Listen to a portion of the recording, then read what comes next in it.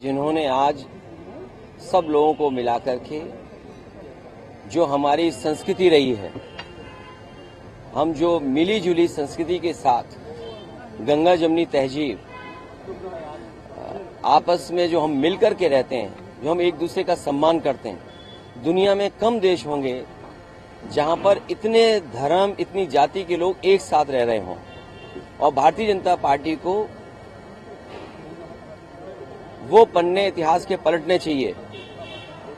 स्वामी विवेकानंद और तमाम देश के महापुरुष, संत, महंत, साधु, विचारक, स्कॉलर्स, बहुत सारे ऐसे लोग रहे हैं जिन्होंने समय समय पर भारत के बारे में, हिंदुस्तान के बारे में कहा है। जहां स्वामी विवेकानंद जी को न केवल पुरानी पीढ़ी, नई पीढ़ी भी इस बात के लिए मानती है और उनको याद करते हैं शिकागो की वो स्पीच। जिन भारतीय जनता पार्टी को नफरत फैलाने का जो काम कर रहे हैं, मैं उनसे कहूंगा कि स्वामी विवेकानंद जी को जब आप इतना मानते हैं तो उन्होंने जो शिकागो में भाषण दिया था, जो सभी धर्मों के लोगों के बीच में जब कहा उन्होंने कि हम उस धर्म से, उस देश से आते हैं जो यूनिवर्सल एक्सेप्टेंस है, जहां पर हर धर्म की, जो हमें धर्म टॉलरेंस सिखाता है। शायद हमारे भारत की संस्कृति यही है कि हमारे अंदर धैर्य है, टॉलरेंस है। ये मेले क्या होते हैं जहां हम सब धर्म जाति के लोगों को मिलते हैं। अगर वो कुंभ की तारीफ कर सकते हैं तो किसी मेले और की तारीफ क्यों नहीं कर सकते?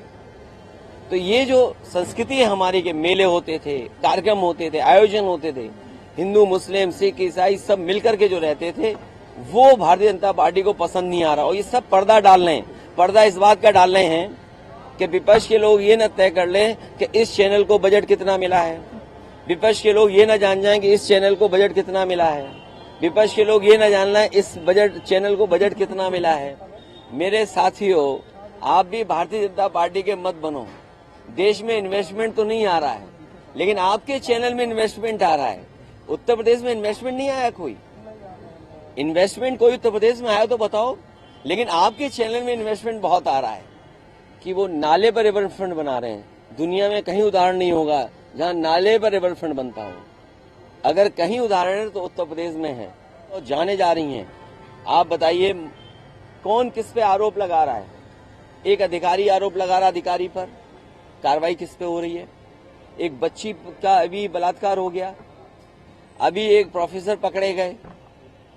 तो न जाने होली पे कितनी हत्याएं हुई हैं। डीएसपी का घर जल गया। आप संभल पूछ रहे हो, मैं आपसे ही कहता हूं, आप बरेली का क्यों नहीं पूछते हो कि डीएसपी का घर जला दिया, सरकारी गाड़ी जला दी? मैं चाहूंगा वो सवाल आप पूछो, उसका जवाब मैं दूं। एक मिनट, नहीं, आप सवाल करिए। नहीं, ऐसे नहीं, बात ऐसे नहीं बनेगी।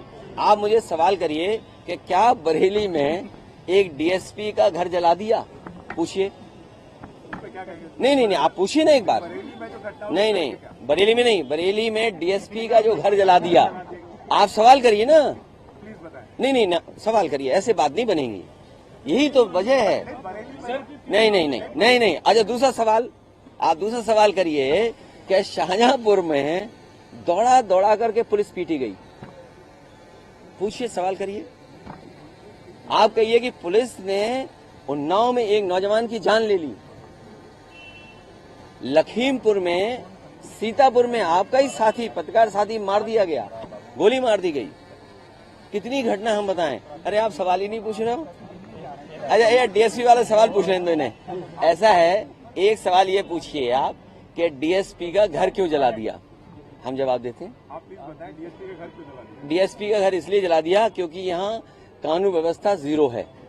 जब आप डीएसपी के घर जले की बात नहीं कर सकते हो, उसकी सरकारी गाड़ी जल गई हो वो नहीं बोल सकते हो।